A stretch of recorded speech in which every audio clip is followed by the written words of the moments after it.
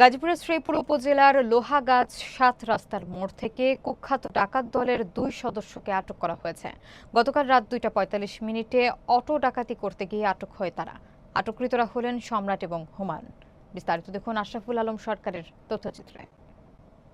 এ ব্যাপারে শ্রীপুর মডেল থানার ভারপ্রাপ্ত কর্মকর্তা ওসি মোহাম্মদ আব্দুল বারিক জানান, রাত আনুমানিক ২টা ২৫ মিনিটের দিকে সম্রাট এবং হুমায়ুন একটি অটোরিকশায় করে লোহাগাছ এলাকার গভীর জঙ্গলের দিকে যাচ্ছিল।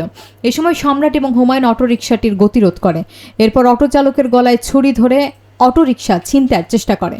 এ ব্যাপারে অটোরিকশার চালকের চিৎকারে আশেপাশের লোকজন এসে সম্রাট এবং হুমায়ুনকে আটক করে এবং জরুরি যোগাযোগ নাম্বার 999-এ কল দিলে শ্রীপুর থানা থেকে পুলিশ গিয়ে দুজনকে গ্রেফতার করেন। ওই ভুক্তভোগী চিৎকার দিলে আশেপাশের লোকজনের সহায়তা তাৎক্ষণিকভাবে ঘটনাস্থলে আমাদের পেট্রোল টিম পার্টি যায়, যার পরে তাদেরকে হাতে নাতে গ্রেফতার করে তাদের বিরুদ্ধে আইনগত ব্যবস্থা নেওয়া হবে।